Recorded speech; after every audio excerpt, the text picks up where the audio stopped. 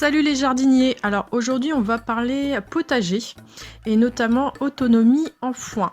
Alors moi dans ma démarche j'essaye au maximum de faire venir le moins de choses possible de l'extérieur et il se trouve quand même que dans une prairie ça serait un petit peu dommage d'acheter du foin alors que j'ai de l'herbe en abondance. Alors c'est quelque chose qui demande quand même beaucoup de travail. Mais ce que j'avais besoin de savoir, c'est quelle quantité, quelle surface enherbée j'ai besoin pour pouvoir pailler entièrement ma partie potager. Alors j'ai aussi besoin de paillage, de foin pour mes animaux. Donc dans cette surface-là aussi, j'ai le foin. Donc je reprends un peu des images d'archives. Donc ça, il s'agit du printemps 2019, donc ça fait 1 an et demi. Quand j'ai commencé ce potager-là. Donc j'ai plusieurs planches de culture que je suis venue couvrir de bâches à fraises. Là, c'est ce que j'avais sous la main pour essayer quand même un peu d'atténuer l'enherbement. On voit ici que c'était quand même pas gagné. Donc j'avais aussi rajouté un peu des tontes de pelouse, des racines comme ça d'herbe, un petit peu de branchage et j'étais venue tout simplement pailler la zone. Alors j'ai choisi cette méthode de jardinage puisque j'habite quand même dans une région très pluvieuse où tout ce qui est herbacées, graminées vont vraiment faire de la concurrence sur les parcelles de culture et c'est ce qui me semblait quand même le plus facile. Alors quand on paille son potager, on va pas forcément le pailler non plus toute l'année.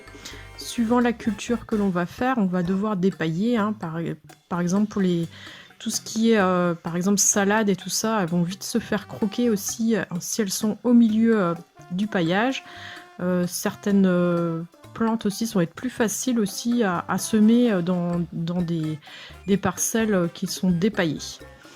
Donc là je vous montre un petit exemple, là j'ai fait ça cette semaine. Je suis juste venue faire des petits trous dans ce paillage là. Pour y mettre de l'ail violet. Alors j'ai jamais cultivé l'ail, j'en consomme pas des tonnes et j'ai jamais eu vraiment l'idée de le faire. Je sais que c'est plutôt dans les régions du sud que les gens les plantent en ce moment, mais c'est vrai que moi j'ai un climat qui est très doux, par contre très pluvieux, donc ce que j'ai fait c'est que je les ai mis sur le haut de cette butte là, en espérant que ce soit pas trop inondé et que ma culture ne pourrisse pas. Donc voilà, c'est très facile, il suffit de faire des petits trous dans le paillage et puis on peut planter comme ça. Donc en ce moment, mon jardin, il ressemble à ça. Donc il n'y a plus beaucoup de culture. Donc j'ai tout paillé. Alors, revenons-en au paillage. Donc tout simplement, alors ça dépend de ce que vous pouvez utiliser.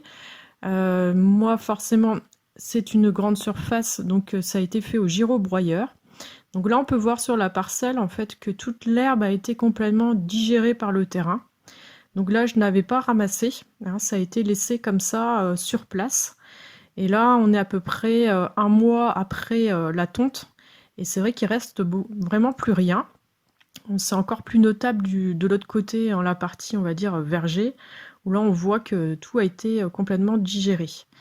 Donc pour éviter ça, il va falloir, si on veut garder son foin en tout cas, il va falloir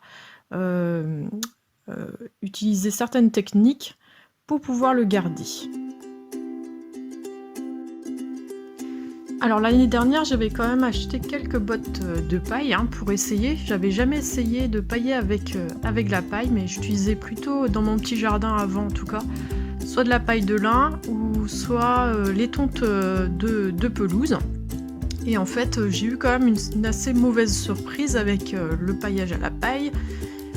C'est qu'en fait, comme il y a beaucoup de résidus de culture, c'est-à-dire un petit peu de grains de blé, automatiquement ça attire beaucoup plus les rongeurs. Donc si vous avez en tout cas le choix, prenez plutôt du foin. Par contre, c'est vrai que c'est peut-être plus difficile de trouver du foin, en tout cas pour ceux qui veulent cultiver en bio, estampillé bio, même si quand même je vais revenir là-dessus, mais je pense qu'il y a très peu d'agriculteurs qui traitent leurs parcelles enherbées.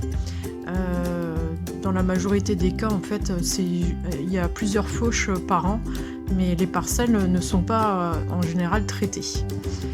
Alors, pour donc ce qui est des runes, hein. Vous pouvez trouver des runes comme ça, mais c'est vrai que c'est pas forcément évident si on habite en tout cas en zone de ville ou une maison, un pavillon. Se faire livrer un rune, c'est pas toujours facile.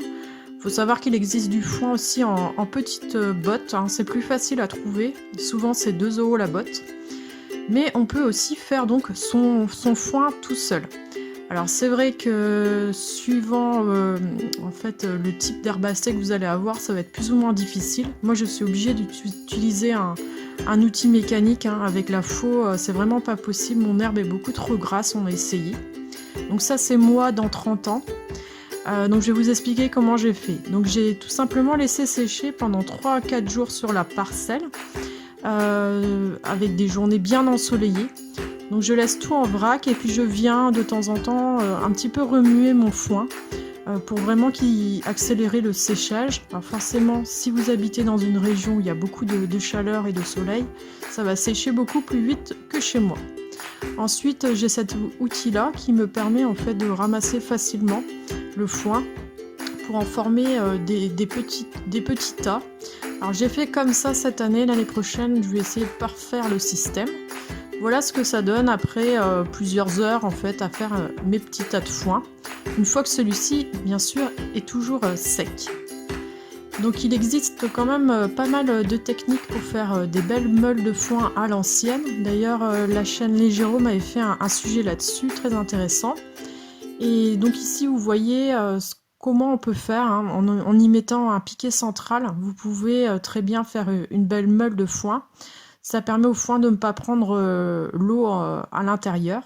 Alors, si vous êtes un peu plus doué, vous pouvez faire ce genre de choses, mais là, c'est du haut niveau. Donc moi, je pense que l'année prochaine, si j'essaye de le faire, ça va plutôt ressembler à ça. Mais bon, sans blague, je pense que c'est une technique, quand on n'est pas outillé, en tout cas, qui peut être vraiment intéressante à reproduire chez soi. Donc forcément, il faudra laisser des zones vraiment très enherbées, que vous allez très peu toucher. Moi, je le fais environ 2 fois par an. La tonte de l'herbe, je ne fais pas plus.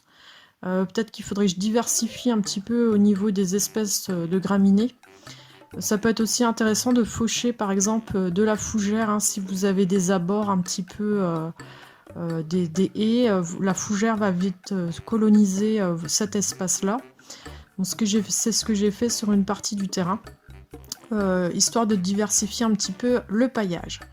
J'en profite pour vous montrer ma nouvelle acquisition, ce petit bolide tout-terrain 4 roues motrices. Donc sans rire, c'est vraiment super pratique, hein, même quand on a un petit jardin pour les récoltes, pour le compost. On a toujours des choses à ramener au jardin et ça coûte pas plus cher qu'une brouette. Il se trouve que ma brouette, c'était vraiment une brouette très ancienne, elle est complètement percée et du coup on a choisi d'acheter ça plutôt qu'une brouette neuve. C'est beaucoup moins fatigant que de traîner la brouette. Surtout que là, mon foin est très humide, donc il est très très lourd.